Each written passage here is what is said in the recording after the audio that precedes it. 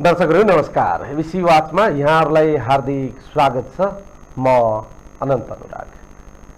पछिल्लो समय स्थानीय तह र सरकारी निकायहरूमा भ्रष्टाचारको बारेमा जनस्तरमै व्यापक गुनासाहरू हामी सुन्दै आएका छौँ। समाचार माध्यमले पनि बारम्बार राज्यका विभिन्न निकाय र स्थानीय तहमा व्यापक भ्रष्टाचारी भइरहेको प्रमाणसहित समाचारहरू सम्प्रेषण गर्दै आएका छन्। हामी पनि निरन्तर यस्ता किसिमका समाचारहरू प्राथमिकताका साथ सम्प्रेषण गर्दै आएका छौँ। मुलुकमा भ्रष्टाचार नियन्त्रण गर्नका लागि निकायहरू छन्। अख्तियार दुरुपयोग अनुसन्धान आयोग छ, राष्ट्रिय सतर्कता केन्द्र छन्, राज्यका अन्य निकायहरू छन् जुन निकायले मुलुकमा भइरहेको भ्रष्टाचारीहरूलाई कारबाही गर्ने, भ्रष्टाचार नियन्त्रण गर्ने दायित्व पाएका छन्। तर जनताले ती निकायहरूमाथि विश्वास गर्न सकिरहेका छैनन्। प्रसङ्ग हो, हिजो मात्रै जनकपुरमा जनमत पार्टीका कार्यकर्ताले सरकारी निकायका एक इन्जिनियरलाई भ्रष्टाचार गरेको आरोपमा जनकारबाही गर्दै कालो मोसो दलेर सडक घुमाएका छन्। आम रूपमा यो कामको पक्ष र विपक्षमा मत जाहेर हुनु स्वाभाविक हो। कानुनी राज्यमा कानुनी परिधिभित्र हामी सबै बस्नु पर्दछ भने तर्कना एउटा रहेको छ भने अर्को तर्कना रहेको छ राज्यले या राज्यका निकायले भ्रष्टाचार गरेको विषयवस्तुहरूलाई गम्भीरतापूर्वक नलिएपछि मर्ता क्या नै कर्ता भन्ने शैलीमा कारबाहीलाई जायज ठहर्याउने कुरा पनि सामाजिक सञ्जालमा सुन्न पाइन्छ। जे जस्तो विषय भए तापनि यो विषयलाई बुझ्ने सवालमा जनमत पार्टीको आधिकारिक रूपमा यो विषयहरू बाहिर ल्याउनु पर्दछ भन्ने हेतुले आज हामी जनकपुरमा जनमत पार्टीको जनकारबाही किन भन्ने सवाललाई प्राथमिकताका साथ उठाउने हाम्रो जमर्को रहेको छ र हामी भर्चुअली जोडिएका छौँ जनमत पार्टीका राष्ट्र अध्यक्ष बौद्धिक नेता डाक्टर सिके राउतसँग। आज उहाँसँग तपाईहरूकै व्यापक सामाजिक सञ्जालमा छनौट गरेर केही सवालहरू मैले उठान गर्ने प्रयास गर्नेछु भने तपाईहरूलाई लागेको, तपाईहरूको प्रतिनिधिको रूपमा तपाईहरूको प्रश्न डाक्टर सिके राउतलाई म दर्शाउनेछु। कार्यक्रममा उहाँलाई स्वागत गरौँ। डाक्टर साहब, कार्यक्रममा स्वागत गर्न चाहन्छु। धन्यवाद अमनजी। सामान्य रूपमा हेर्दा सबैले तपाईलाई रुचाएको, मन पराएको, तपाईले राजनीतिमा आउँदै गर्दा नेल्सन मण्डेला, गौतम बुद्ध अनि गान्धीलाई एकदमै अगाडि राखेर उहाँहरूको अनुयायीको रूपमा राजनीतिमा पदार्पण गरेको भनेर निकै तपाईको मुक्त कण्ठले प्रशंसा गरेका थिए। आज र हिजो जुन घटनाहरू भयो त्यसमा ती गान्धीका, ती मण्डेलाका, ती बुद्धका विचारहरू कतै पनि भेटिएनन् भन्ने एकदमै व्यापक कुरा रह्यो। अहिंसावादी सिके राउत र हिजोको घटनाबाट हिंसामा प्रवेश गरेको सिके राउत जस्तो देखिएको छ। हिरोबाट भिलेनमा परिणत हुने स्थिति आयो भनेर एउटा बुझाइरहेको छ। यसलाई कसरी तपाईँ व्यक्त गर्नुहुन्छ डाक्टर साहब? अब यो आफैले भाष्य निर्माण गर्नुभन्दा पनि अब जनतालाई आएर यहाँ सोध्नुभयो भने जनताले हिरोबाट महाहिरोमा, होइन, नायकबाट नायक फिल्मको जस्तो सिधै कारबाही, भ्रष्टाचारले सिधै कारबाही गरेको भनेर वाहवाही हुँदैछ। यहाँ जनताहरू एकदम खुसी छन्। मधेसभरि नै जनताहरू खुसी छन्। मधेसका मात्रै होइन, तपाईँ फिडब्याक गर्नुभयो भने पहाड हिमालका जनताहरू पनि निकै नै खुसी छन्। त्यही भएर यसमा चाहिँ अनौठो मान्नुपर्ने केही आवश्यकता छैन। अर्को कुरा चाहिँ अब राजनीतिको क्रममा अब विभिन्न चरणहरू हुन्छ र जुन भाषा यहाँका राज्य सरकारले बुझ्न सक्छ, जुन भाषा चाहिँ यहाँको कार्यपालिका, न्यायपालिका, व्यवस्थापिका, यहाँका प्रहरीहरूले जुन भाषाले बुझ्न सक्छ त्यो भाषा नै प्रयोग गर्नु हाम्रो दायित्व पनि हो, जनताको दायित्व पनि हो। अब हामीले चाहिँ पटक पटक अरू माध्यमहरूद्वारा होइन ध्यानाकर्षण गरायौँ, ज्ञापन पत्र दियौँ, जनताले हरेक माध्यम प्रयोग गरे, तर केही नलागेपछि अन्ततः जनताले जनकारबाहीमा गरे, त्यहाँ जनकारबाहीमा उठेका हुन्। यसमा अनौठो मान्नुपर्ने मत। तपाईँले नायक फिल्मको प्रसङ्ग झिक्नुभयो। यो साँच्चीकै हिन्दी फिल्म नायकबाट प्रभावित भएर प्रभावको असर हो जनमत पार्टीमा कि सिधा कारबाही? नायक फिल्म अब कस्तो हुन्छ भन्दाखेरि जुन समाजमा वा जुन राज्यमा हरेक अङ्गहरू तपाईँको असफल हुन आउँछन्, जस्तै कि यहाँ अहिले भइरहेको होइन, यहाँ भ्रष्ट कार्यपालिका भनेको सबभन्दा भ्रष्ट, मन्त्री परिषद भनेकै सबभन्दा भ्रष्ट, व्यवस्थापिका भनेको भ्रष्ट, न्यायपालिका भनेको पनि आफ्नो हिस्सा खोज्ने होइन, राजनीतिक नियुक्तिमा मन्त्री परिषदमा हिस्सा खोज्ने, प्रहरीले के गर्छ भन्दाखेरि निर्दोष निमुखा जनतालाई समात्ने, अनि पैसा भएको जनतालाई, राजनीतिक पहुँच भएको जनतालाई चाहिँ बलात्कार गरे पनि, हत्या गरे पनि, भ्रष्टाचार गरे पनि छोडिदिने।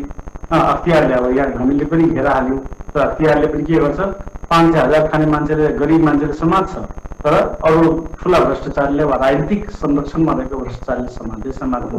भने सबै निकायहरू यहाँ फेल भइसकेपछि त्यस्तो समाजमा के हुन्छ भन्दाखेरि मान्छेहरूले, जनताहरूले एउटा चमत्कारिक रूपमा केही होस् भनेर अपेक्षा गर्न पुग्छ र त्यही भएर त्यो फिल्म जस्तै नायक फिल्ममा जस्तै देखिए तापनि त्यस्तो खालको चमत्कारिक कुनै कुरा होस् भनेर, चमत्कारिक परिवर्तन गर्ने कोही व्यक्ति आओस् भनेर जनताको अपेक्षा हुन्छ र त्यो अनुसार चाहिँ भएको अब त्यो फिल्मसँग समानताको कुरा मात्रै।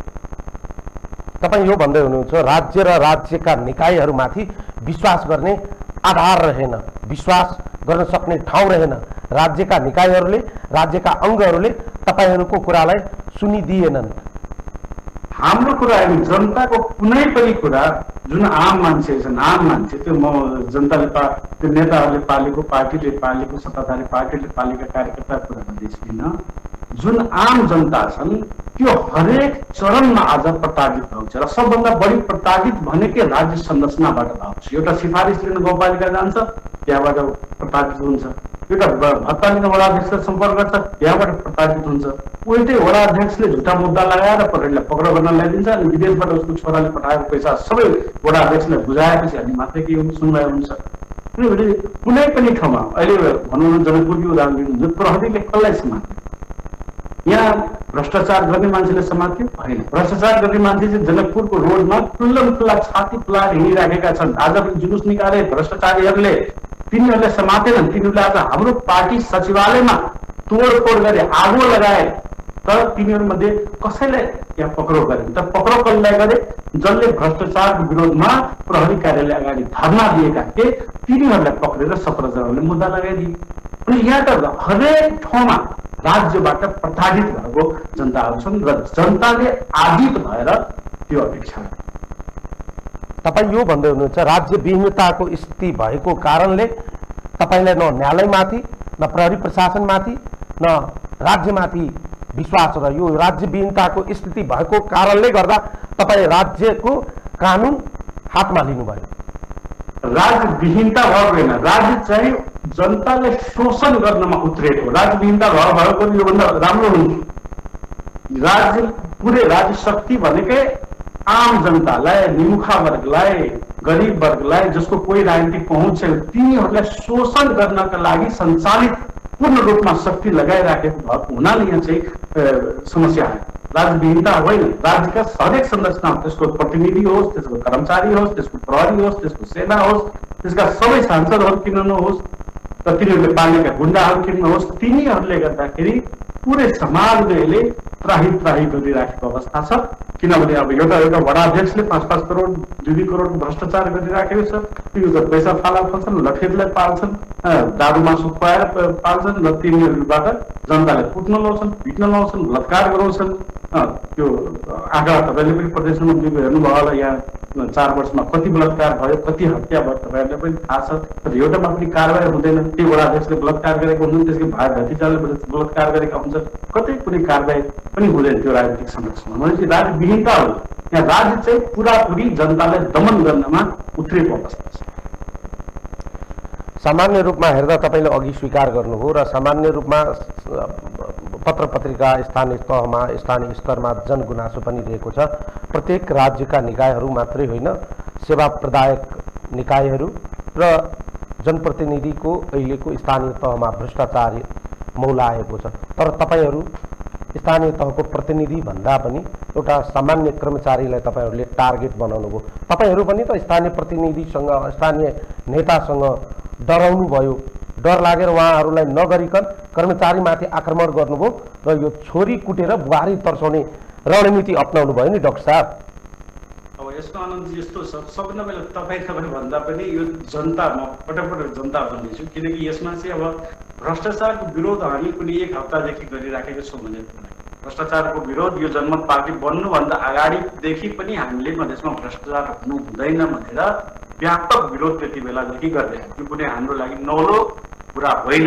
यो चाहिँ एउटा सजग नागरिकको दायित्व निर्वाह गर्दै भ्रष्टाचारको विरोधमा हामी सधैँभरि उभिराखेका छौँ। यो एउटा कुरा त्यो बुझ्नु पर्यो। त्यसपछि अर्को कुरा ट्रिगर पोइन्ट हुन्छ। अब विरोध त धेरै भइराखेको हुन्छ। योभन्दा अगाडि पनि मेरो इन्टरभ्यूमा तपाईँले सुन्नुभयो, विरोध पहिला पनि भएको। तर एउटा के भन्छ कुनै ट्रिगर पोइन्ट हुन्छ। अहिलेको ट्रिगर पोइन्ट के भयो भन्दाखेरि यो पानी पर्यो, पानी पर्दाखेरि यहाँ 4-4 महिनादेखि जुन बाटोहरू ब्लक थियो त्यो झन् ब्लक भएर आयो। मान्छे घरबाट निस्किन पाएनन्, बच्चाहरू एम्बुलेन्स यहाँ मेरै घर छेउमा आएर पनि रोक्यो, त्यहाँबाट मान्छेहरू अस्पतालसम्म जान पाएनन्, बच्चाहरू अस्पतालसम्म पनि जान पाएन। त्यस्तो अवस्था आएपछि त्यो एउटा ट्रिगर पोइन्ट मात्रै बनेको। त्योभन्दा अगाडि पनि विरोध भइराखेको थियो, त्योभन्दा अगाडि पनि भ्रष्टाचार विरुद्धमा कार्यक्रमहरू भइराखेको थियो। आखिर हामीले जनमत पार्टीले पनि अख्तियारलाई घेरेको धेरै अगाडि त्यहाँ बर्दिवासमै गएर कार्यालयमा घेरेर हामीले कार्यक्रम गरेका थियौँ। त्यो ट्रिगर पोइन्ट भएको हो। यो एउटा कर्मचारी होइन। अब जनताले त्यो चेलमा त्यो एउटा मानौँ अब यहाँ ढल विकासको आखिर दोषी को छ? यहाँको सबभन्दा प्रमुख हाकिम हो होइन। र त्यो कमान्ड चाहिँ नपर्ने यहाँको मेयर हुन्। त्यहाँ जनताले मेयरलाई पनि खोजेका हुन्, त्यो प्रमुखलाई पनि खोजेका हुन्। जो भेट्यो उनीमाथि कारबाही जनताले गर्यो। अब आक्रोशमा त्यही हुन्छ, भिडको आक्रोशमा जो अगाडि आउँछ त्यही परेका मात्रै हो। तपाईले जनता भनिराख्नु भएको छ, तर त्यहाँ सबैभन्दा बढी जनमत पार्टीको कार्यकर्ता अग्रपङ्क्तिमा थिए। विभिन्न जिल्लाबाट आएका कार्यकर्ताहरू लाठा फराठा लिएर आन्दोलन गरिरहेका थिए। यसमा तपाईँ जनता भनिराख्नु भएको छ, यसमा जनमत पार्टीको कति भाग थियो, अन्य जनता कति थियो डाक्टर साहब?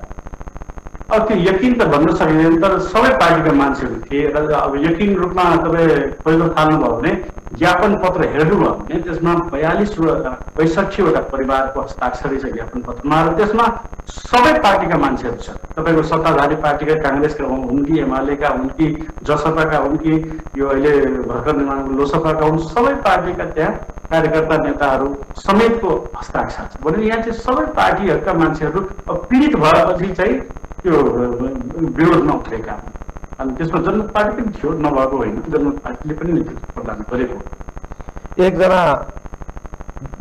फेसबुक प्रयोगकर्ता लेख्नुहुन्छ तपाईँकै यो विषयलाई लिएर, 6/25मा उपमहानगरपालिकाले पत्र काट्छ, 26 देखि 30 गतेसम्म दसैँ बिदा हुन्छ, 3 दिन पानी पर्छ, अनि 4 गते लाठी फराटा सहित जन कारबाही गर्नुहुन्छ। इन्जिनियर कहाँनिर भ्रष्टाचार गरेको देखियो डाक्टर साहब? होइन, यसमा चाहिँ अब त्यो कागजी प्रक्रिया तपाईँले हेर्नुभयो, तर यहाँ यो घटना यही मात्रै हो। यहाँ घटना चाहिँ एउटा मैले भन्ने ट्रिगर पोइन्ट घटना मात्रै हो। यहाँ समग्र जनकपुरकै कुरा छ।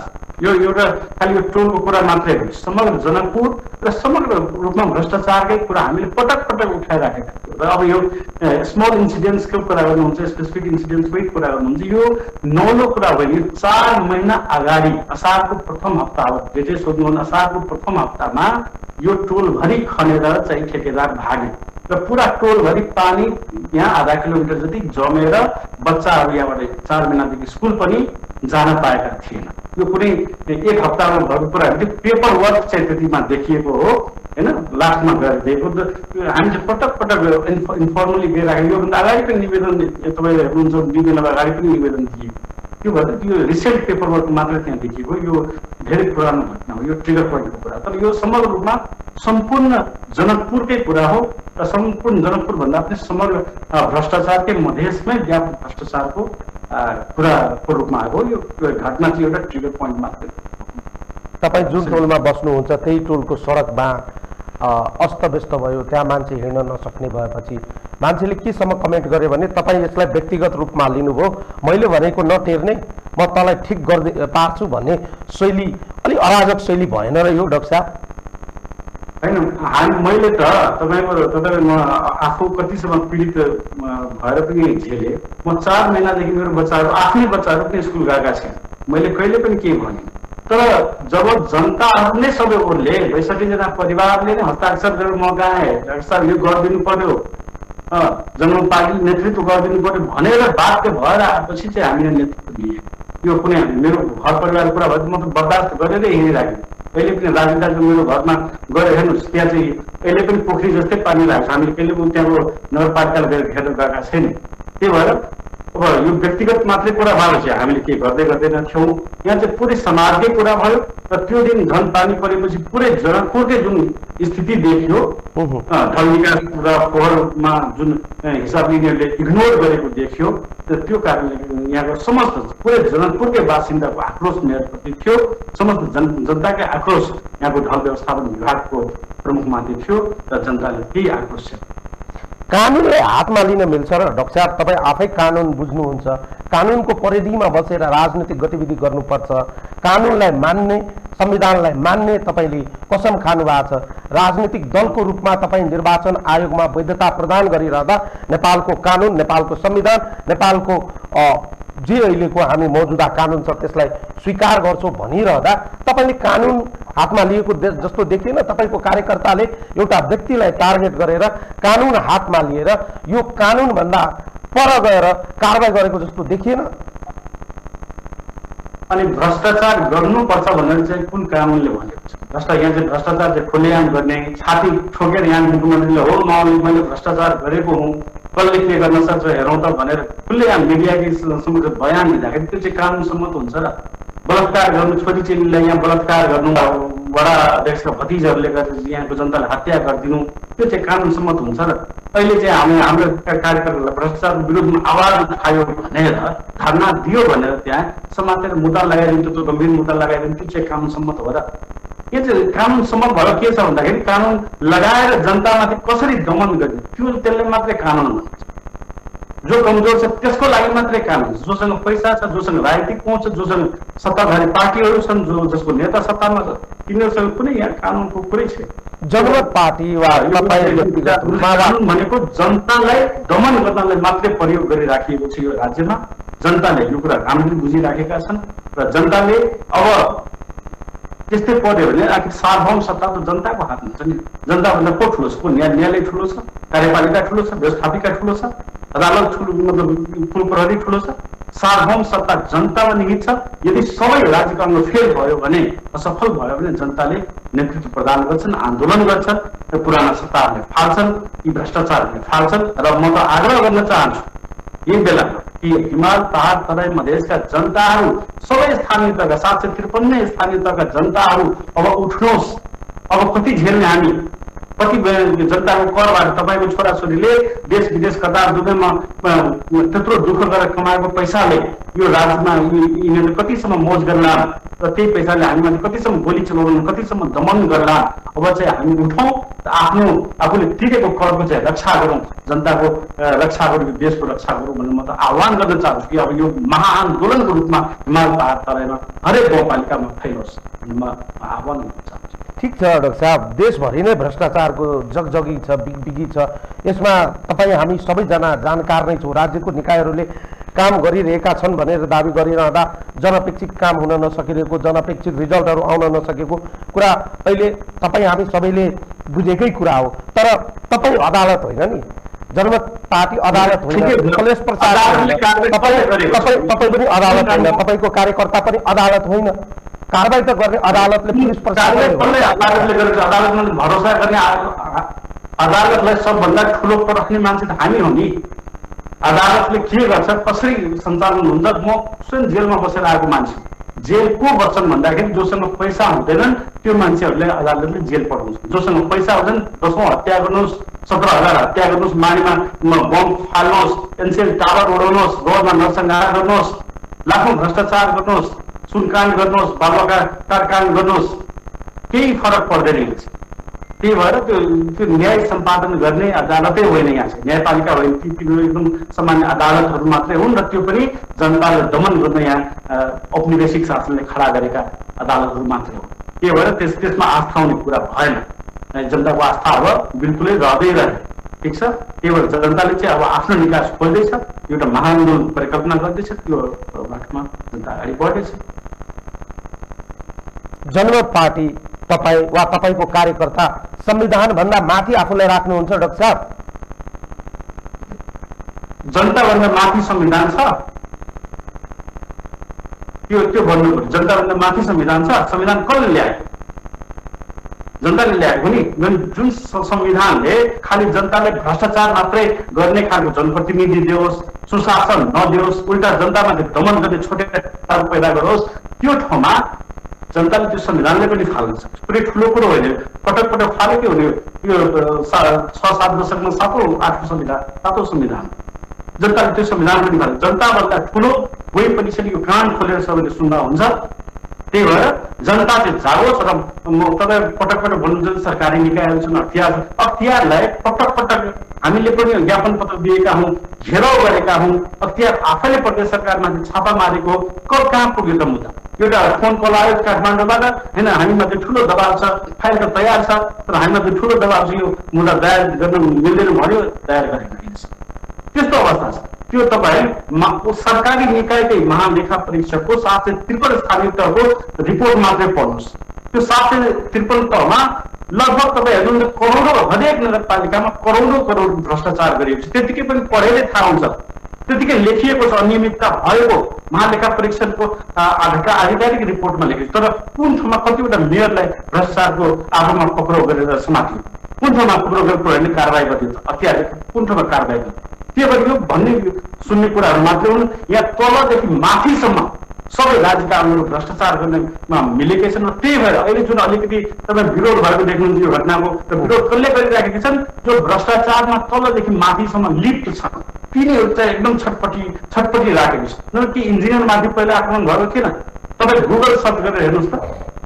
योभन्दा अगाडि पनि सैकडौँ इन्जिनियरहरूमाथि त्यही जनप्रतिनिधि, त्यही वडा अध्यक्षले, त्यही मेयरले भरसम्मको कुटपिट गर्थे। तर त्यति बेला कुनै पनि इन्जिनियरिङ निकायका यी संस्थाहरूले प्रेस विज्ञप्ति जारी गरेको थियो। किन? उनीहरूले चाहिँ झन् बढी भ्रष्टाचार गर्न हो, बढी कमिसन लेखन हो भनेर पहिला कुटपिट गर्थे।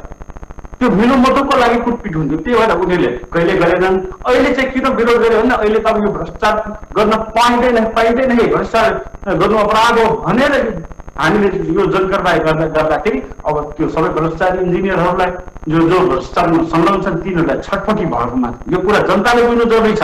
आज सबै यी इन्जिनियरका निकायहरू किन छटपटायो भन्दाखेरि त्यो भ्रष्टाचारमा संलग्न मान्छेहरू इन्जिनियरहरू हुन्, जसले चाहिँ हरेक मेयरको त्यो बिल पास गर्नलाई, इस्टिमेट पास गर्नलाई, त्यो रिपोर्टहरू पास गर्नलाई सहयोग गर्ने त्यही इन्जिनियरहरू, त्यो कमिसन खाएर पास गर्ने इन्जिनियरहरू चाहिँ अहिले सरकारी निकायका इन्जिनियरहरू छटपटाइरहेको। त्यो कुरा चाहिँ जनताले बुझ्नु जरुरी छ र त्यही अनुसार समाजमा मूल्याङ्कन। तपाईँ यो भन्दै हुनुहुन्छ डाक्टर साहब, स्थानीय तहमा रहेका इन्जिनियरहरू सबैभन्दा यो देशका भ्रष्टाचारी हुन्, त्यहाँका जनप्रतिनिधिहरू इन्जिनियरहरू जनप्रतिनिधि भन्दा बढी भ्रष्टाचारी इन्जिनियरहरू हुन्। त्यही कारणले तपाईँहरूको टार्गेटमा एउटा इन्जिनियर पर्यो, यो तर्क हो तपाईँको? तपाईँ भन्नुहुन्छ इन्जिनियरको दुधले धोएको, स्थानीय तहमा कार्यरत इन्जिनियर दुधले धोएको हो संलग्न। म पटक भन्छु मेयर पनि हो। मेयरको मैले अघि नै भर्खरै त भने 1 मिनट अगाडि मेयरहरू, वडा अध्यक्ष सबै भ्रष्ट हुन्, तर इन्जिनियर दुधले धोएका त होइन। त्यो भ्रष्टाचार गर्नमा, त्यो रिपोर्ट बनाउनमा, त्यो मूल्याङ्कन लेख्नमा, त्यो कमिसन कति हुनुपर्ने मिलाउनमा, त्यो सबैमा इन्जिनियरको हात त हुन्छ। त्यो कुराबाट कसैले अस्वीकार गर्नै मिल्दैन। त्यही भएर त्यो इन्जिनियर म एकदम चोखो छु भनेर यो हुँदै होइन। त्यही भएर अहिले इन्जिनियरहरू छटपटाउनका कारण चाहिँ त्यो र यो कुरा जनताले बुझ्छन्। तपाईँ एउटा गाउँमा अनपढ महिलालाई गएर सोध्नुहोस् न, उनीहरूले बुझ्छन् कि इन्जिनियरले के गर्छन् त्यहाँ चाहिँ। त्यही भएर त्यसलाई अब जनता अब पहिला जस्तो अनभिज्ञ रहेन, जनताले पनि बुझ्छन् कसले भ्रष्टाचार कति गर्यो। यहाँ चाहिँ अहिले जनता चाहिँ मरिरहेका छन् खेतमा, यिनीहरू शुभकामना कार्यक्रम त्यही जनताको करबाट 60-60 लाख रुपियाँ खर्चेर शुभकामना कार्यक्रम राख्छन्, तर जनताले चाहिँ त्यो भोकै मर्दाखेरि पनि कुनै चाहिँ राहत दिएको छैन। राहत दिन्छन् कसलाई? आफ्नो कार्यकर्ताले जम्मा राहत दिन्छन्, त्यसलाई चाहिँ म जनतामा राहत दियो भनेर रिपोर्ट लेख्छन्। त्यो भएर अब यो जनता चाहिँ आजित भइसकेको अवस्था हो। जनताले अब आजित भइसकेपछि जनकारवाहीमा भोलिनु स्वाभाविक हो, यसमा अन्यथा लिनु पर्दैन। यसमा जनमत पार्टी मात्रै सम्पूर्ण जनता नै, नेपालका सम्पूर्ण जनता खुसी छन्, सम्पूर्ण जनता लागेका छन् र लाग्नु पनि पर्छ। किनभने यो देश यदि बनाउने हो भने यी धमिराहरूलाई चाहिँ पुरै यहाँबाट नहटाएसम्म, त्यो करको दुरुपयोग नरोकेसम्म देश बन्नेवाला छैन।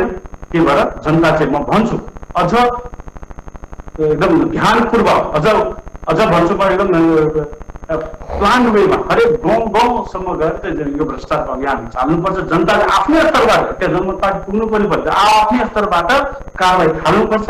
यो पुरै हरेक स्थानीय स्तरसम्म जाओस्, हरेक गाउँसम्म जाओस्, ताकि भ्रष्टाचार गर्ने हिम्मत चाहिँ अब नहोस्। लोकतन्त्र मान्नुहुन्छ तपाईँ? लोकतन्त्र विधि पद्धति प्रक्रिया अनुसार चलाउनु पर्ने हो, चलाइनु पर्ने हो, तर तपाईँ भिडतन्त्रलाई प्रोत्साहन दिने काम भयो कि भएन? डाक्टर साहब, जुन कारवाही भयो यो भिडलाई प्रोत्साहन दिने काम भयो कि भएन? यो 2072 सालको संविधान चाहिँ कुन केले ल्याएको? जनमत सङ्ग्रह गरेर ल्याएको हो र? के सडकमा बसेको मान्छेले ल्याएका होइन? भने यो भिडतन्त्र जनताले भ्रष्टाचार रहित समाज निर्माण गर्न चाहेको छ। त्यो जनता हो, सर्वशक्तिमान जनता हो। त्यसबाट चाहिँ यी नेताहरूले डराउनु पर्छ, यी संस्थाहरूले डराउनु पर्ने अवस्था आओस्। त्यही भएर म सर्वशक्तिमान जनताले भन्न चाहन्छु, तपाईँ आफ्नो ताकतको पहिचान गर्नुहोस्। यो बन्दुक लिएका सेना पुलिसहरूले केही गर्न सक्दैन। तपाईँ जुन दिन उठ्नुहुन्छ सडकमा, त्यो दिन सेना पुलिसहरूले पनि घुँडा टेक्नुपर्ने अवस्था आउँछ। यी भ्रष्टाचारले धेरै हामीमाथि अब अपमान गरे, धेरै हाम्रो दमन शोषण गरे। अब जनता जागेर आफ्नो देश निर्माण गर्नु छ, आफ्नो समाज समृद्ध बनाउनु छ, आफ्नो छोराछोरीलाई विदेशबाट बोलाएर यही रोजगारी सिर्जना गर्नु छ, त्यतातिर लाग्नुपर्छ भनेर तपाईँले भने अनुसार ठिक हो। जनताले नै यो प्रणाली ल्याएको, जनताको मतबाट नै अभिप्रेरित भएर यो अहिलेको प्रणालीले हामीले अङ्गीकार गरेका छौँ। जनप्रतिनिधिले नै जनताको हितमा वा अहितमा यो सबैले, हामी सबैले मान्ने गरी चाहिँ आएको संविधान, यो संविधानलाई हामी मान्छौँ भनेर हामी कसम खाएका छौँ। तर प्रणालीलाई एकातिर थन्को लगाएर जङ्गली राज र गुण्डागर्दी शैलीको पोलिटिक्सलाई अगाडि बढाउँदा यसले प्रणालीलाई असर गर्दैन? गुण्डागर्दी भनेको राज्यसँग बन्दुक छ भनेर, राज्य भनेको सबभन्दा ठुलो संस्थागत गुण्डागर्दी गर्ने निकाय, तपाईँलाई थाहा हुनु। किनभने आज जति पनि आज मेरै कार्यकर्ता 17 जना किन बन्द छन् भन्दाखेरि उनीहरूलाई कुनै प्रमाणको आवश्यकता छैन, केही आवश्यकता छैन, मन लागे समातेर हालिदिने। त्यो अदालतमा गए पनि के हुन्छ? यदि यिनीहरूले भ्रष्टाचार विरुद्ध अदालत छ, यसले मेरो विरुद्ध अदालत भ्रष्टाचारको विरुद्धमा पनि उठ्छ है भनेर त्यहाँ पनि उनले जेलमा हालिदिन्छ, त्यसमा कुनै शङ्का छैन। त्यही भएर अब जनतासँग विकल्प रहेन। त्यही भएर यिनीहरू अब जनता स्वयं निर्णय गर्ने पर्ने बेला आएकै हो। त्यो आधारमा नै जनता गर्नुपर्छ। यो मुठभेड गर्ने शैली भयो, तपाईँहरू पनि, तपाईँका कार्यकर्ताहरू पनि सडकमा आए, आज इन्जिनियरहरू पनि आए। अब प्रहरी प्रशासनले मुठभेड व्यवस्थापन गर्नेतिर ध्यान दिनुपर्ने भयो। सडकमा त एक किसिमले अब दोहोरो भिडन्तको स्थिति आजै जनकपुरमा देखियो नि डाक्टर साहब। यसले राजनैतिक रूपमा तपाईँलाई फाइदा हुने वा बेफाइदा हुने के देखिन्छ? म राजनीतिक फाइदा आफूलाई होस् भनेर राजनीति गरेको, समाजलाई फाइदा हुनुपर्छ, जनतालाई फाइदा हुनुपर्छ, मलाई चाहिँ फाइदा हुनुपर्ने आवश्यकता छ। म त्यो स्वार्थको लागि राजनीति गरेको मान्छे। यहाँ जनतालाई फाइदा हुनुपर्छ, जनतामा यहाँ जुन भ्रष्टाचारले जनता पीडित छन्, जनता अब त्योबाट मुक्त हुनुपर्छ, जनता चाहिँ सुशासन पाउनुपर्छ, जनता चाहिँ प्रहरीको दमनबाट मुक्त हुनुपर्छ, जनता चाहिँ अदालतको षड्यन्त्रबाट मुक्त हुनुपर्छ। त्यो चाहिँ हामीले यहाँ नेताराज अन्त हुनुपर्छ, ठेकेदारहरूले जुन गुण्डागर्दी गर्छन् त्यो अन्त हुनुपर्छ, यहाँका मेयरहरूले जुन प्रहरीमार्फत पुलिसहरू लगाएर झुटा मुद्दा दायर गरेर प्रहरी मार्फत लाठीचार्ज गर्न लगायत जुन जनतामा दमन गरिराखेका छन् त्यो अन्त हुनुपर्छ भन्ने हाम्रो मान्यता रहेको छ। र त्यही भएर जुनसुकै युगमा सत्य र असत्यको लडाइँ हुन्छ नि। 2072 सालको संविधानमा के ल्याउँदाखेरि तपाईँको अपोजिसन थिएन त्यहाँ सडकमा थियो नि त्यहाँ अब अपोजिसन जहिले पनि हुन्छ। मधेस आन्दोलन हुँदाखेरि मधेस आन्दोलनको विरोधी तत्त्वहरू पनि थिए। र अहिले जनता जागिरहेको समयमा यथास्थितिवादी त्यो भ्रष्टाचारी शक्तिहरू पनि छन्। अब यो जनताले भ्रष्टाचार गर्नु हुँदैन भन्छन्, उनीहरूले भ्रष्टाचार गर्न पाउनुपर्छ भने खुल्लेआम नारा लगाइराखेका छन्। र त्यो जहिले पनि जुनसुकै युगमा पनि सत्य र असत्यको लडाइँ हुन्छ नै, तर अन्ततः विजय सत्यको नै हुन्छ। र त्यही भएर भ्रष्टाचार रहित समाजको निर्माण गर्नमा अग्रसर भएका जनताको विजय अवश्य नै हुनेछ भन्नमा मेरो धारणा। व्यक्तिगत रूपमा लाभ हानिको कुरा मेरो मुख्य विषय होइन भन्नुभयो। पत्रकार शैलेन्द्र क्रान्ति सोध्नुहुन्छ तपाईँसँग, चुनावको मुखमा मात्रै भ्रष्टाचार मोलाएको हो कि पहिलेदेखि नै भइरहेको छ? यतिका दिन चुनाव नजिकै गर्दा चाहिँ सक्रियता देखाउनु भयो, यो चुनावी स्टन्ट हो सोध्नुहुन्छ? अब तपाईँले अब मैले अघि पनि अन्तर्वार्तामै भने यो जनमत पार्टी बन्नुभन्दा अगाडि पनि मेरो फेसबुक अचेल त रेकर्ड चेक गर्न पनि सजिलो छ। फेसबुककै सामाजिक सञ्जालमै रेकर्ड चेक गर्नुहोस् न। जनमत पार्टी बन्नुभन्दा अगाडि पनि हामीले भ्रष्टाचारको ठुलै विरोध त्यति बेलादेखि गर्दै आएको छ। भनेपछि त्यो बरुमा हामीले भन्नुपर्छ, हामीले सोध्नुपर्छ कि एनइएको नेपाल इन्जिनियरिङ काउन्सिलको चुनाव यही मङ्सिर 26 गते हुँदैछ, त्यसको कारणले चाहिँ यिनीहरूले यो सबै षड्यन्त्र गरेका हुन् कि नभए त इन्जिनियरमाथि त योभन्दा अगाडि पनि धेरै दुर्व्यवहार हुन्थ्यो, धेरै पटक कुटाइ खान्थे, चुटी कुटाइ खान्थे, त्यही मेयरको हातबाट खान्थे, त्यही वडाध्यक्षको हातबाट खान्थे, कहिले पनि एउटा प्रेस रिलिज जारी गर्ने हिम्मत गरेर। र अहिले चाहिँ किन गर्छन् भन्दा यिनीहरू चुनाव 1 महिना पछाडि छ, त्यही भएर जसले पनि एउटा भोटबाजी जस्तो चलेको छ। त्यो भएर तिनीहरू पार्टीका लठेतहरू मात्रै हुन्। रियल इन्जिनियरहरू त आफ्नो काममा छन्, आफ्नो इमान्दारीपूर्वक कमाएर खाइराखेका छन्। यिनीहरू पर्सेन्टेज खोल्ने इन्जिनियरहरू मात्रै हुन् यो सडकमा। तपाईँ आफै पनि एउटा इन्जिनियरिङ ब्याकग्राउन्डको हुनुहुन्छ। पछिल्लो समय मुलुकमा के सुन्यो भने ठुला माछा साना माछा भनिन्छ यो भ्रष्टाचारको केसमा। ठुला माछाहरू को हुन्, साना माछा को हुन् भन्ने कुरा मलाई लाग्छ सर्वत्र सबैको सामु छर्लङ्ग छ। तर राज्यका निकायहरूले पनि ठुला माछाहरूतिर ध्यान नदिइरहेको अवस्थामा, साना माछाहरूतिर बढी केन्द्रित भइरहेको अवस्थामा तपाईँहरूले उठाएको विषय सही भए तापनि शैलीमाथि धेरैको प्रश्न रह्यो। तपाईँहरू पनि सानो माछामाथि आक्रमण गरेर ठुलो माछालाई चाहिँ सचेत गराएर उन्मुक्ति दिने शैलीको अवलम्बन गरेको आरोप तपाईँहरूमाथि किन नलगाउने डाक्टर साहब? बिल्कुलै होइन। ठुला माछा भनेको अब एउटा पुरै जनकपुर मात्रै होइन, यो क्षेत्रकै भनौँ न खानेपानी र घर व्यवस्थापन विभागको प्रमुख ठुलो माछा होइन र? त्योभन्दा ठुलो भने पुरा जनकपुरलाई डुबाउने कि नरक बनाउने भन्ने कुरा उसकै हातमा छ, कुराको कुरा उसको हातमा छ। त्यो त एकदम ठुलो माछा हो नि, त्यो सानो माछा हुँदै होइन। सानो माछा कुनै टोल गुन्डाले समातेको र जनता त्यो चाहिँ एकदम पुरा जनकपुर जस्तो प्रदेश नम्बर 2 कै नै अहिलेको अस्थायी राजधानीमा रहेको एउटा पुरै योजनाकै प्रमुखलाई समातेको नि जनताले। त्यो ठुलो माछा, त्यो सानो माछा हुँदैन एउटा कुरा। त्यो चाहिँ हो। त्यसपछि कतैबाट मान्छेले अब भनिरहेको होइन समाते मेल्छ, तपाईँहरूले डर लाग्छ तपाईँहरू आउनुहोस् न, हामी नै अगाडि रहँदा तपाईँ पछि रहनुहोस्, तपाईँहरू भन्नु मेयरलाई किन कारवाही गर्नु भएन, सांसदलाई किन हामी गर्छौँ, जनताले गर्छन्। तिनीहरू नसचिए जनतालाई तिनीहरूलाई पनि कारवाही गर्छन्। तर तपाईँलाई डर लाग्छ भने तपाईँ कमसेकम पछाडि आएर आउनुहोस् न। तर जसले गरिराखेको त्यसलाई खालि प्रश्न गर्ने काम नगर्नु। तपाईँलाई डर लाग्छ भने तपाईँहरू पछि आउनुहोस्, जनताले नै अगाडि नेतृत्व प्रदान गर्नेछ। तर कारवाही त तिनीहरू सचिएन भने तिनीहरूमाथि पनि हुन्छ, नहुने चाहिँ होइन। मैले हिजो पनि भनेको थिएँ, आज पनि भन्दैछु। चाहे हामीले जेल होस् त्यसको परवाह छैन, तर यो समाजलाई सुधार्ने हामीले जुन एउटा जिम्मेवारी निर्वाह गर्दैछौँ त्यसलाई चाहिँ हामी जिम्मेवारी पुरा गर्छौँ। तपाईँको टोलमा सडकमा स्थिति भयावह भयो भने र तपाईँको कार्यकर्ताहरूले कारवाही गरिरहँदा प्रदेश नम्बर 2 कै विभिन्न ठाउँमा पुलहरू बनाउँदा, पुलहरूको स्परहरू बनाउँदै भत्किएको स्थिति छ। त्यहाँका जनप्रतिनिधिहरूको संलग्नता रहेको पाइन्छ। त्यहाँ कन्स्ट्रक्सन कम्पनीहरूको लापरवाही छताछुल्ल रूपमा हेर्न पाइन्छ। त्यतातिर तपाईँहरूको ध्यान कारवाही गर्ने आँट नपुगेको हो डाक्टर साहब? होइन, हामीले आवाज उठाएर तपाईँले हिजो अस्तिको मात्रै मेरो पोस्ट हेर्नुहोस्, मैले कमला पुल र यहाँ लाल बतियाको पुलको बारेमा फोटोसहित पोस्ट गरेको छु।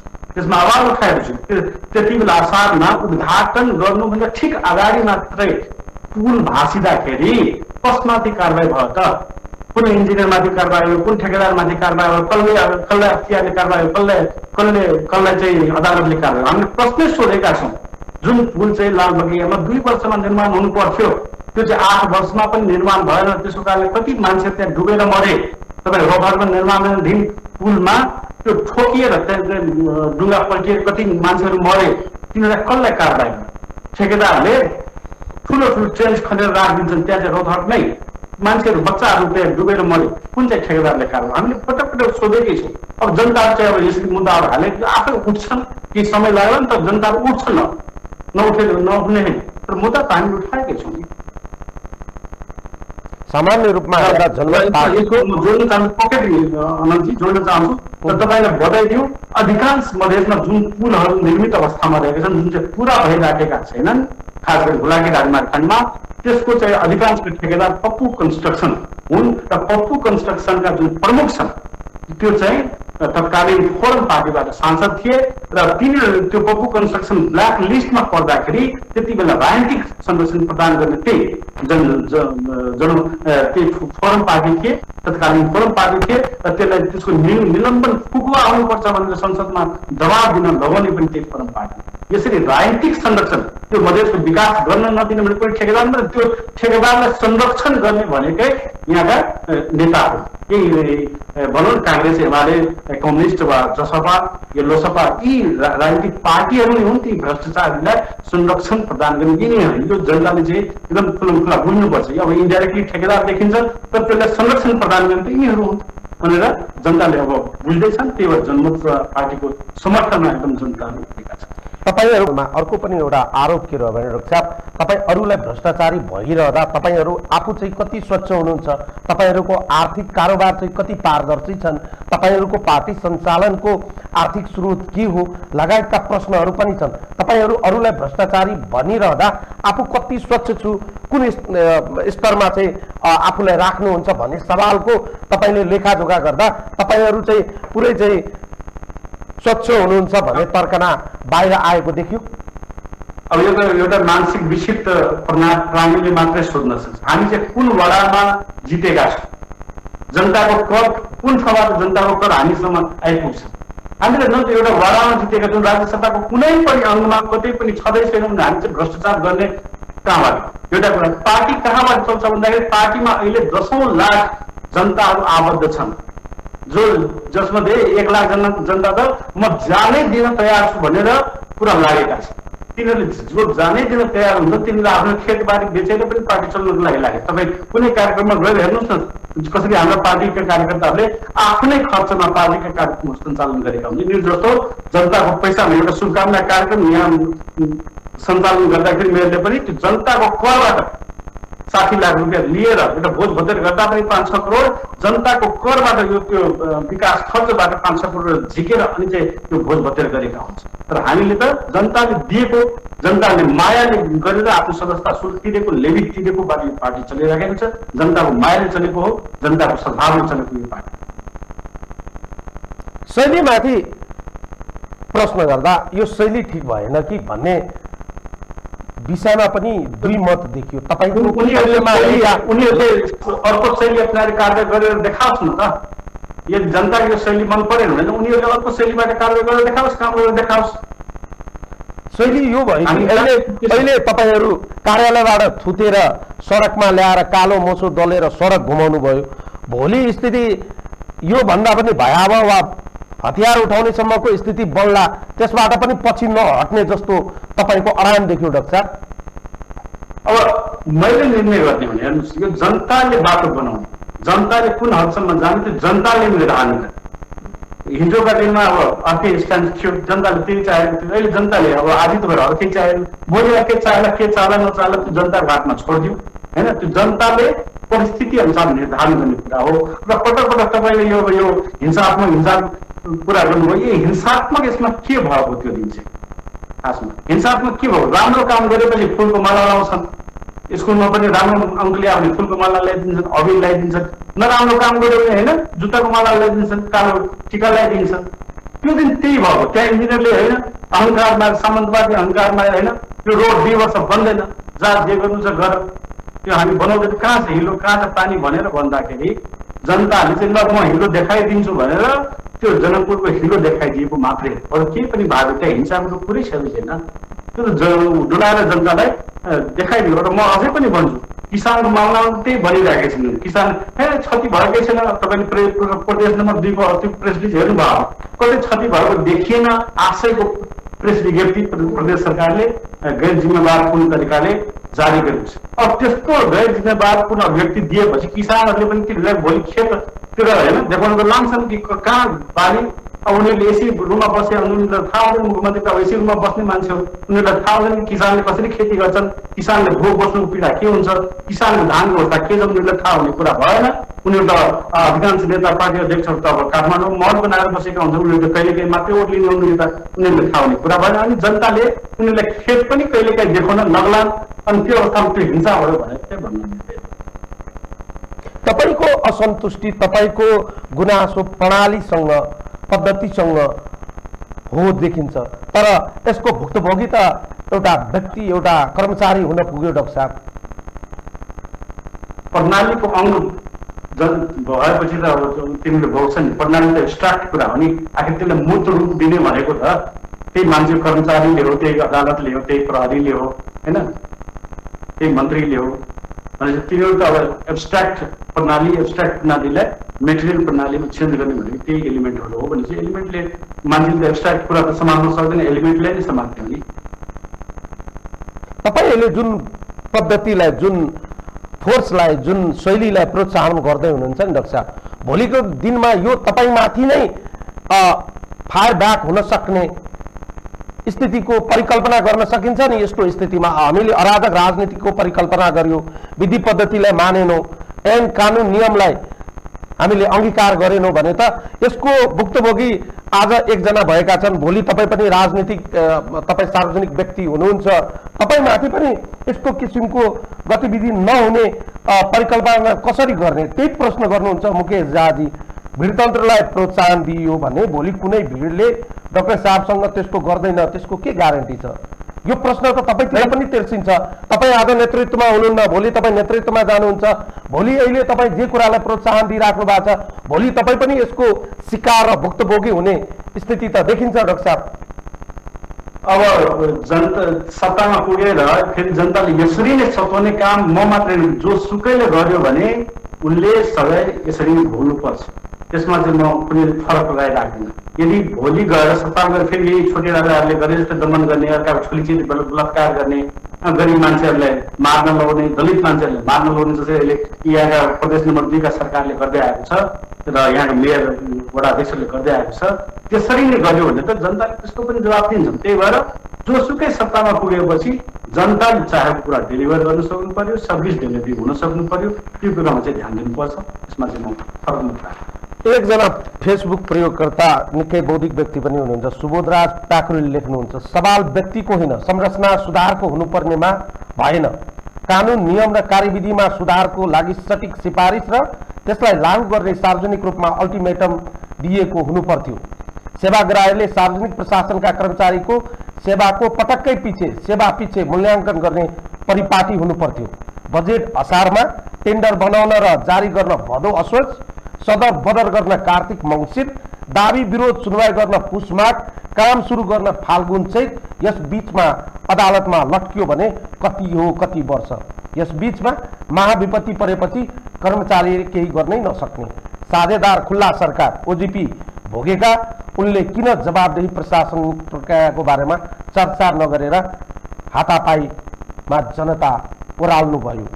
यो प्रश्नको उत्तर तपाईँ कसरी दिनुहुन्छ डाक्टर साहब? सबभन्दा पहिले अब यहाँ स्पेसिफिक मुद्दाको कुरा गर्दाखेरि यहाँ नगरपालिकामा हामीले दिएको डकुमेन्टेसन हेर्नुभयो भने 2-3 महिना अगाडि पनि निवेदन दिएको थियो र अहिले दिएको निवेदनमा पनि अल्टिमेटम दिएर निवेदन दियो। योभन्दा अगाडि पनि तालाबन्दी पनि गरेको थियो तर अहङ्कारमा नगरपालिकाले ताला नै तोड्यो होइन, बिना कुनै वार्ता, बिना कुनै खबर।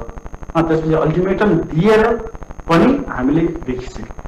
त्यही भएर अल्टिमेटम दिएर उनीहरूलाई चेतावनी दिएर केही नटिरेपछि उसले चाहिँ अब होइन यताकोलाई भन्ने मेरो जिम्मेवारी हो, उसको जिम्मेवारी, उसले चाहिँ मेरो जिम्मेवारी होइन उसको जिम्मेवारी हो। त्यही भएर हिजो चाहिँ कार्यकर्ताले उनीहरूले समातेर नगरपालिकामा छोडे कार्यकर्ताले, ल तिमीहरू दुवैजना छलफल गरेर कसको आखिर जिम्मेवारी हो भनेर छलफल गर्नको लागि छोडेको कारण चाहिँ त्यो हो। त्यहाँ नगरपालिकामा लगेर छोड्नको कारण भने हामीले अल्टिमेटम दिएर गरे।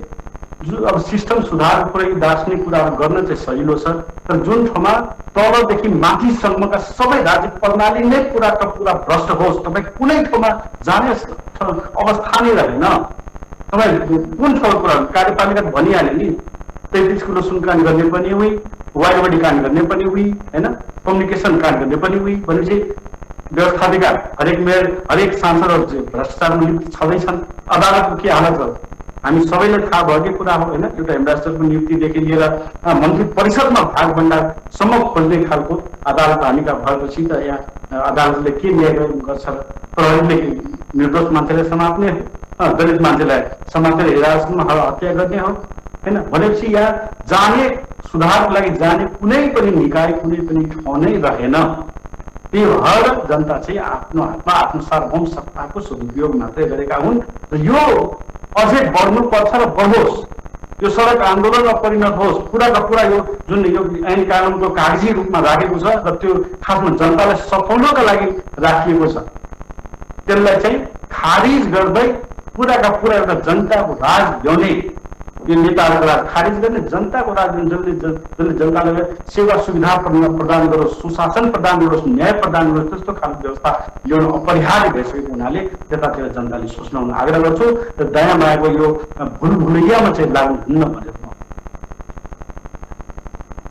निष्कर्षमा भन्नुपर्दा तपाईँ यो भन्दै हुनुहुन्छ अब जनमत पार्टीले भ्रष्टाचार गर्नेहरूको लागि पुलिस प्रशासनमा जाँदैन, कुनै निकायलाई झकझक्याउँदैन, कारबाही अन द स्पोट।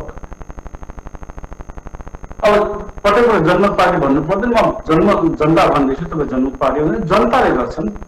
त्यसमा अब त्यो जनताहरूमा पनि अब ठाउँ ठाउँमा कति चेतना आउँछ, कति तिनीहरू सक्षम हुन सक्छन्, त्यो आधारमा चाहिँ अगाडि बढ्नु। आखिर भ्रष्टाचारको खिलाफमा जनता जाने बित्तिकै के देख्यो भन्दाखेरि भ्रष्टहरूको जुन झुन्ड छ, भ्रष्टाचार कुन निकायमा छ, सेनामा कति ठुलो भ्रष्टाचार हुन्छ, वर्दी खरिदमा, हतियार खरिदमा तपाईँहरूले थाहै छ, प्रहरीमा कति ठुलो भ्रष्टाचार हुन्छ तपाईँहरूले थाहै छ। यहाँ त सबै सेना, प्रहरी, कार्यपालिका, न्यायपालिका, व्यवस्थापिका जति पनि अंश राज्यका सबै एकातिर गए अनि जनता भ्रष्टाचार नचाहने जनता चाहिँ अर्कोतिर भयो। एकातिर चाहिँ सबै राज्यका पुरा अंग र भ्रष्टाचार मिलेर बसेका छन्, एकातिर निर्दोष निम्खा र हतियारविहीन जनताहरू यहाँ एकातिर देखियो। त्यस्तो अवस्थाको सङ्घर्ष रहेको छ। त्यही भएर कति गर्न सक्छन्, कति जनचेतना ल्याउँछन् त्यसमा डिपेन्ड गर्छ। तर जनता निहत्था भए पनि जागेपछि ठुलो भन्दा ठुलो तनासा ढलेको इतिहास छ। त्यही भएर तिनीहरूले यहाँ भ्रष्टाचारवाला शासन अन्त गर्न सक्छन् र एउटा सुशासन निर्माण गर्न सक्छन् भन्ने मैले अपेक्षा। यो चुनावी अभियानसँगै तपाईँको भ्रष्टाचार नियन्त्रण गर्ने तपाईँहरूको योजनाको हिजो चाहिँ प्रारम्भ थियो, शङ्खनाद थियो। चुनावी अभियान के हो, मलाई थाहा भन्छ अहिलेसम्म चुनाव घोषणा भएको मलाई थाहा छैन। नेपालमा त अब चुनाव राजनीतिक दलहरूले चाहिँ थाहै नपाइकन राजनीतिक अभियान थाल्दा रहेछन्। राजनीतिक दलहरूले थाहै नपाइकन अब घोषित रूपमा चुनावी एजेन्डाहरू चाहिँ फ्लोटिङ गर्दो रहेछ। जनमत पार्टीले त्यस्तै गरेको हो कि?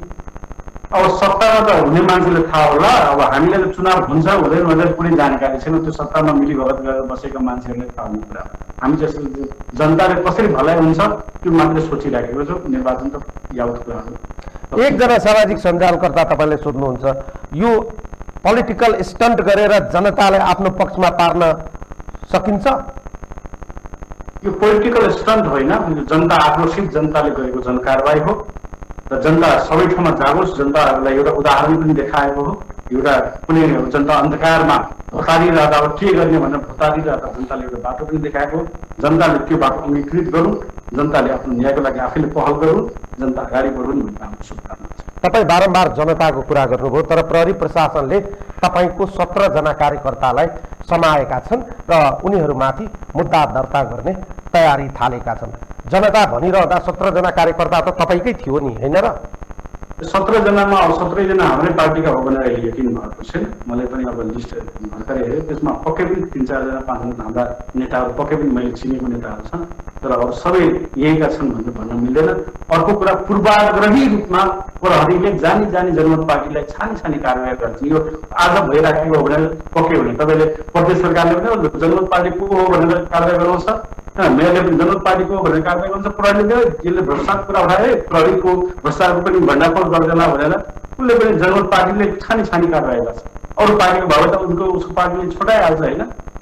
त्यो मिलीभगत को एउटा प्रमाण पनि खुल्ला प्रमाण पनि हो कि प्रहरीले कसरी मिलीभगत गरेर निर्दोष जनमत पार्टीका कार्यकर्ताहरूले सताउँछन्, त्यसको प्रमाण पनि हो र त्यसको साक्षी जनता बन्नको लागि म आग्रह गर्न चाहन्छु। तपाईँहरूको भलाइको लागि हेर्नुहोस् कि जनता प्रहरीको दमन सहनको लागि पनि, सत्ताधारी पार्टीहरूको दमन सहनको लागि पनि जनमत पार्टीको मान्छे तयार भएको छ। यो चाहिँ पक्कै पनि पुरा विचार गर्नु होला, मनमा राख्नु होला, यो कुरा याद राख्नु। जे गर्नुभयो यसमा तपाईँ अडिग हुनुहुन्छ, ठिक गर्यौँ भन्ने तपाईँको बुझाइ हो। तपाईँ प्रक्रियामाथि वा शैलीमाथि तपाईँले चाहिँ आम रूपमा गलत भयो, मुद्दा ठिक भए तापनि शैली गलत भयो भन्ने तर्कनालाई तपाईँ अस्वीकार गर्नुहुन्छ। अब सबभन्दा पहिला जनताले गरेको हो, त्यही भएर यो सबै काम सही हो, एउटा कुरा। अर्को कुरा, म अहिलेसम्म बुझिरहेको आखिर गरे के त, यसमा नौलो के थियो? नौलो के थियो? नौलो एउटा मात्रै कुरा थियो, एजेन्डा सही थियो र यो चाहिँ भ्रष्टाचारको विरुद्धमा हो, त्यति मात्रै नौलो।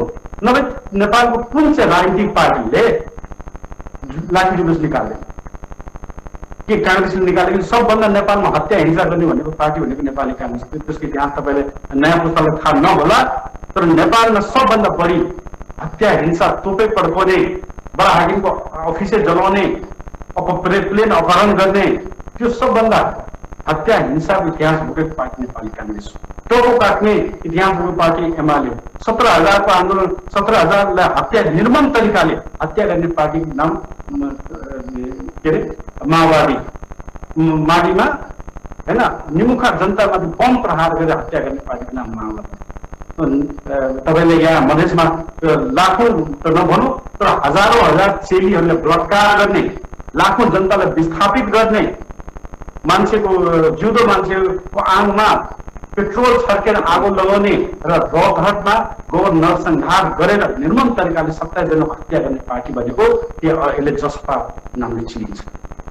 कुन पार्टीले चाहिँ मसाल जुलुस निकाल्दैन? कुन पार्टीले हत्या हिंसा गरेको छ?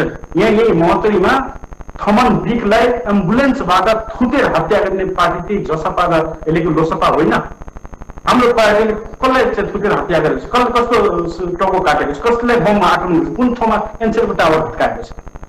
त्यही भएर यो अन्त्य के न भयो जस्तो यसलाई चित्रित नगरौँ। जनताले सामान्य रूपमा एउटा कर्मचारीले जसले अहङ्कार रूपमा भनेको होइन, यो ठाउँमा कुनै के भएकै छैन, ढिलो नै छैन, कतै बाटो बिग्रेको छैन भनेपछि तिनीहरूले चाहिँ त्यहाँ जनताले तिनीहरूलाई डुलाएर जनकपुरभरि बाटो कहाँ बिग्रेको छ देखाइदिएका मात्रै। यत्रो ठुलो कुपहलो गर्नुपर्ने आवश्यकतै छैन, कतै पनि म देखिन्छु। तपाईँ हत्या हिंसा गर्यो, पार्टीले सबै राजनीतिक दलहरूको इतिहास त्यहीसँग जोडिएको छ, तपाईँहरू पनि त्यही बाटोबाट सत्तामा आउन चाहनुहुन्छ? होइन, अब हेर्नुहोस्, जनमत पार्टी पनि अरू पार्टी जस्तै निर्वाचन आयोगमा दर्ता भएको पार्टी र जनमत अरू पार्टीहरूले जनमत पार्टी के गर्ने उचित लागेन भने सबभन्दा पहिला के सोध्नुहोस् पत्रकार बन्धुहरूले वा कुनै पनि मान्छेले भन्दाखेरि निर्वाचन आयोगमा दर्ता भएको अहिलेको पार्टीहरूले त्यो कुरा गरेको छ कि छैन, कि जनमत पार्टी त्योभन्दा बढी गर्यो कि? त्यो गर्यो भने यदि जनमत पार्टीले अरू पार्टीले गरेको भन्दा बढी गर्यो भने जनमत पार्टीले लड्दा हुन्छ। नभए जनमत पार्टी पनि निर्वाचन आयोगमा दर्ता भएको पार्टी जुन भाषा यहाँ बुझ्छन् मान्छेले, जुन विधि होइन विधि अनुसार यहाँ चलिराखेको समाज छ त्यो अनुसार त चल्ने हो नि। यहाँ राम्रोसँग काम गर्ने अमेरिका जस्तो सिस्टम भइदिएको थियो, यहाँ यस्तो विरोधै हुँदैन थियो नि। अन्तिम प्रश्न गर्छु डाक्टर साहब, धेरै मान्छेको कुरा के रह्यो भने शैली र मुद्दालाई अलग अलग गरेर हेर्नुपर्छ भन्ने तर्क गरिरहँदा सामान्य रूपमा लोकतन्त्रमा भिडतन्त्रलाई प्रोत्साहन, गुण्डाराजलाई प्रोत्साहन, कानुन र विधि पद्धति ठिक भएन भने त्यसलाई ठिक गर्ने भन्दा पनि सिधै चाहिँ सडकमा आफैले अदालत र प्रहरी प्रशासन जस्तै कारबाहीमा ओर्लिने कार्यले तपाईँ हामीले अंगीकार गरेको यो विधि पद्धतिलाई चाहिँ बलियो बनाउने, तपाईँ हामीलाई चाहिँ लोकतन्त्रमा विश्वास गर्ने शक्तिहरूलाई यसले सघाउने अपेक्षा गर्न सकिन्छ? यो एउटा जनआन्दोलन हो र यो अझै फैलिनु छ। यो जनआन्दोलनलाई भिडतन्त्र भन्नु जनताको ठुलो अपमान हो, जनताको सार्वभौम सत्ताको अपमान हो। यसलाई एकदम स्पष्ट रूपमा हुन्छ। यसलाई अब स्वाभाविक रूपमा जुन विरोधी तत्त्वहरू हुन्छ जुनसुकै आन्दोलनमा, तिनीहरूले जनतामाथि यस्तै खालको आरोपहरू लगाउँछ। पञ्चायतकालमा आखिर पार्टीहरूमा के आरोप लगाउँथे? अराजक तत्त्वहरू भन्ने। राणाकालमा आखिर के आरोप लगाउँथे? आन्दोलनकारी।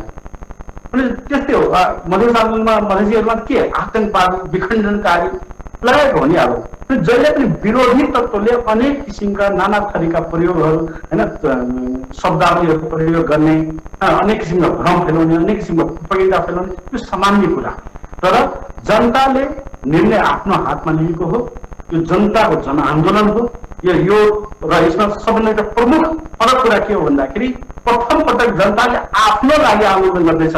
यही यो भ्रष्टाचार हुनु हुँदैन है, हामीमाथि यो अत्याचार नेताले गर्नु हुँदैन है, नेता त पटक पटक फेरि हेरिसक्यो, व्यवस्था पटक पटक फेरि हेरिसक्यो, अब चाहिँ हामीलाई बाँच्न देऊ, अब चाहिँ हामीलाई खान देऊ, हामीलाई रोजगारी देऊ, हामीलाई शिक्षा देऊ, यस्तो खालको आन्दोलन भ्रष्टाचार हुनु हुँदैन भन्ने खालको आन्दोलन चाहिँ प्रथम पटक भइराखेको छ। त्यो भएर सुशासनको लागि यो आन्दोलन भइराखेको हो, जनआन्दोलन हो। यसलाई त्यही रूपमा देशव्यापी रूपमा फैलाउन म पुनः जनताले आग्रह गर्छु। यी भिजिलान्टेका कुराहरू, यी भ्रष्टाचारीका कुराहरू जनताले सुनिराख्न आवश्यक छैनन्। जनता चाहिँ आफ्नो पापको पथमा हिँडेपछि भिजिलान्ट जान्छन्, यी कुतत्वहरू चाहिँ आफै जान्छ। सडकमा भिडन्तको लागि तपाईँहरू तयार हुनुहुन्छ? सडकमा तपाईँहरूलाई अवरोध गर्न आयो भने तपाईँहरू भिडन्तको लागि तयार हुनुहुन्छ? जनताले जे पनि गर्न सक्छ, त्यसको लागि अब जनताले निर्णय गर्ने हो, परिस्थिति हेरेर निर्णय गर्ने हो। त्यसमा चाहिँ अब कसको पालो हो? अन्तिममा सोधे, अब चाहिँ कसको पालो हो डाक्टर साहब? अब मैले भने पटक भन्दैछु, यो मैले निर्णय गर्ने हो नि, जनताले निर्णय गर्ने हो, नेपाली समाजले निर्णय गर्ने हो। हिमाल पहाड तराईका जनताले, यो त तराईको मात्रै मधेसको मात्रै, हिमाल पहाड तराईको जनताले निर्णय गर्ने हो। हिजो जे घटना भयो यसको सम्पूर्ण चाहिँ नेतृत्वको हैसियतले तपाईँ जिम्मेवारी लिनुहुन्छ? नेतृत्व विचारमा जिम्मेवारी लिन्छ, यसमा आपत्ति छैन। तर यसमा सबै जनमत पार्टीलाई मात्रै क्रेडिट दिनु आवश्यक छैन। यो सम्पूर्ण जनताले गरेको आन्दोलन हो। सबै पार्टी त्यो हस्ताक्षर मात्रै हेर्नु, सबै पार्टीले गरेको आन्दोलन हो। त्यसको नेतृत्व भले जनमत पार्टीले लिएको होस्। समय र संवादको लागि म तपाईँलाई धन्यवाद दिन्छु डाक्टर साहब। धन्यवाद। दर्शकहरू, उहाँ हुनुहुन्थ्यो जनमत पार्टीका राष्ट्र अध्यक्ष डाक्टर सिके राउत। जनकपुरमा जनमत पार्टीले गरेको कर्मचारीमाथिको जनकारबाहीको सन्दर्भलाई केन्द्रित राखेर आज हामी संवाद गऱ्यौँ। सम्पूर्ण युनिट लगायत मलाई पनि बिदा दिनुहोस्। नमस्कार।